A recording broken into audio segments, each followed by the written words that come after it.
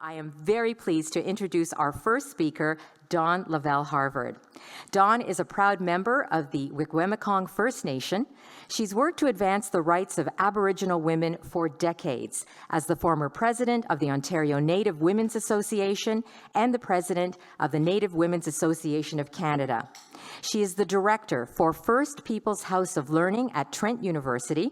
She is also on the Roots of Empathy board.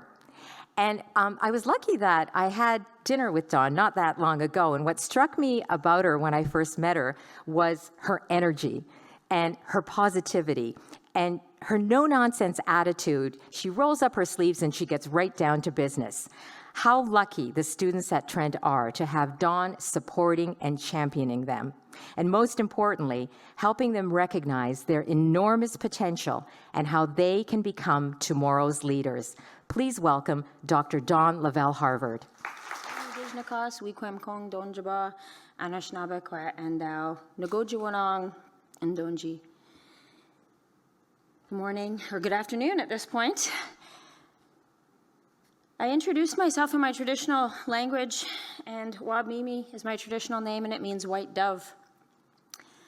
And I'm from the Wiikwemkoong First Nation on Manitoulin Island, which is part of the Anishinaabe Nation. And it's important for us when we are welcoming people to our territory. I'm often asked to do a land acknowledgement, and I remind people that I'm actually welcoming you. I don't need to acknowledge my territory. We are here in the lands of the Anishinaabe Nation.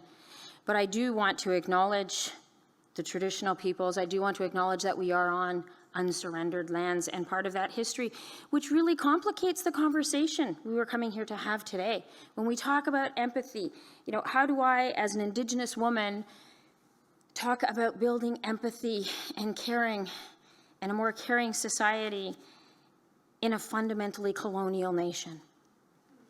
My grandmother came to a conference once, actually at York University many years ago, and all the academics were talking about, post-colonial and decolonization, and she pokes me and she says, "Did I miss something?" And I thought, she says, "Did they all leave?" Wow, no, she had a really good point. Until we hit a point where somehow, and we know this is not going to happen, where all the settlers are going to pack up and get on their boats and go back to where they came from, that's not going to happen. So we will never be truly colonial. We will always be a nation founded in a colonial relationship. But, that doesn't mean we're going to give up. That doesn't mean we're all just going to settle. It just means that we need to understand that relationship of where we came from. And that in this context of how do we build empathy, how do we build relationship between each other, because that's what reconciliation is all about. Everybody asks me, Dawn, as an Indigenous woman, what's reconciliation? What is the one thing I can do for reconciliation? And I said, well, first let's back this train up a little bit. We'll not jump to what do I do for reconciliation, because it was called the Truth and Reconciliation Commission, and reconciliation is only half of that coin. First, we have to have the truth so that we understand what it means, how we work on reconciliation, and that's not comfortable. Especially I'm trying to talk with young Indigenous people, and they're telling me about the racism, about somebody in their classroom who says, well, my daddy's taxes pay for your education, and they get very angry. And then somebody says, well, they always overreact, these young Indigenous people. You can't say anything, they overreact. And I try to explain that, yes, it may have seemed like an overreaction in that context. But just like if your wife bought a new bench and put it at the end of your bed and you have a small bedroom, and every night as you're trying to go to bed, you stub your toe on that darn bench. I use that example because my husband's complaining about this recently. But you stub your toe on that same spot. And so after a couple of months, that toe is very sore, it's very inflamed. So even the smallest touch when your workmate bumps into it and you overreact by yelling and crying, because if you have had that same hurt 100 times already, what seems like a very small injury is in fact quite painful. And so when we understand that is the context that we're working within, we understand why it hurts so much when people say, the residential schools, this all happened a long time ago. Why don't you people just get over it? And so I actually developed an interactive exercise, if anybody would like me to come and your place of work, but it's about 2 hours, that's all you need. But we have an exercise that takes you through that process of colonization so that you understand why there are some things in life that you don't just get over, no matter how long ago that happened. I've been they found the graves, and we had our vigil set up at Trent University, and all these little shoes and moccasins lined up on the steps to represent those children who never made it home. And one morning I was out there tidying up and smudging and making sure everything was good.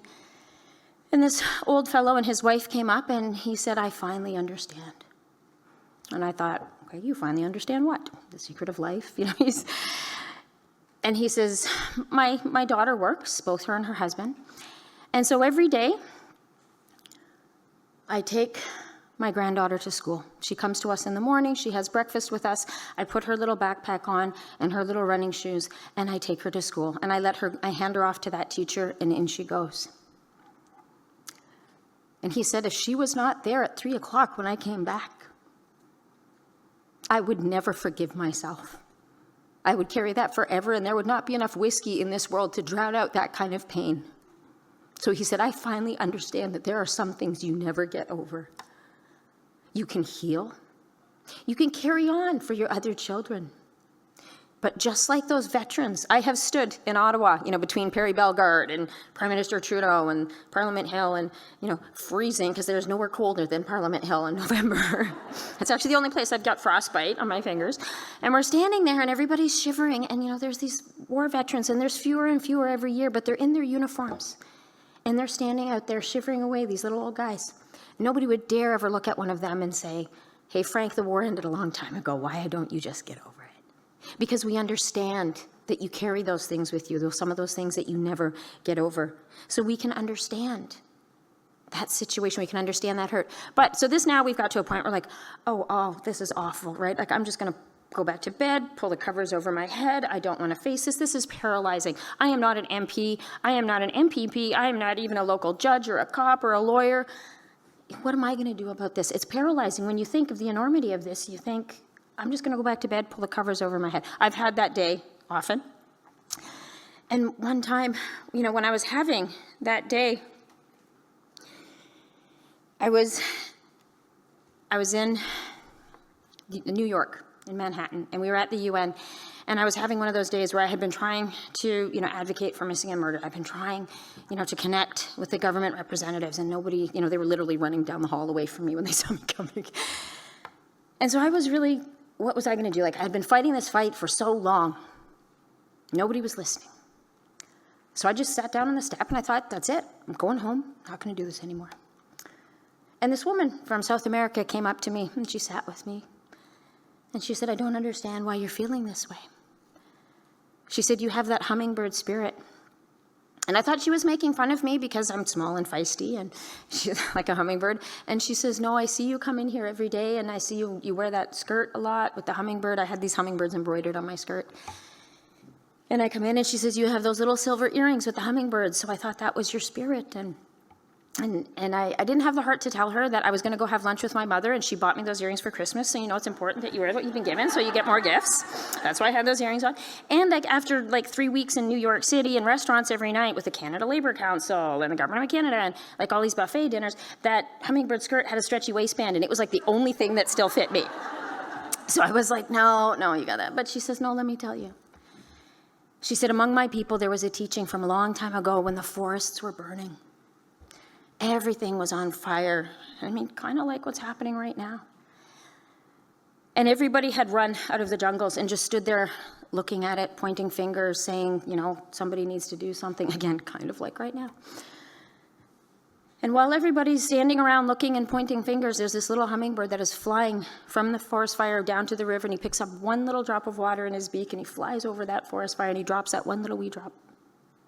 And he goes back to the river, and he goes back and forth. And all of a sudden, everybody starts laughing and says, hummingbird, what do you think you're doing? And without missing a beat of his singed little wings, that hummingbird said, I'm doing the best that I can. And that, my friends, is what it's all about. Is if we each did one small thing.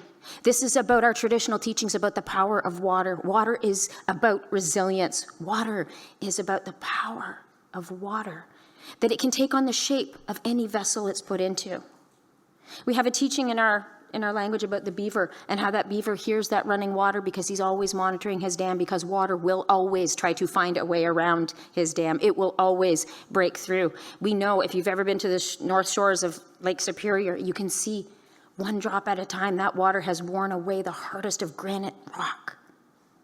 And so we know that power of water, like that water, if we all, and we're all like, what are we supposedly, like 55, 60% water, all of our bodies? Like, we're all made of water. We all literally embody that power of water, that resilience, that ability to find a way around. And if we all did one small thing, if we all did one drop at a time, thousands and millions and probably billions of drops of water come together to become a downpour that can put out those fires, put out the fires of racism and sexism and uncaring and what we're dealing with, this culture of loneliness after the pandemic. One drop at a time. And one drop at a time creates a flood that, we live in Peterborough, and it's literally devastated, completely changed the physical landscape we live in when that much water comes together. That is the power of water, and that is the power we need. If we all did one small thing, we could literally change the world that we live in. One drop at a time. And that's why I'm so proud to be here with all of you today, because each and every one of you has already started that journey simply by being here today and hearing these stories. Thank you, Miigwech, and welcome.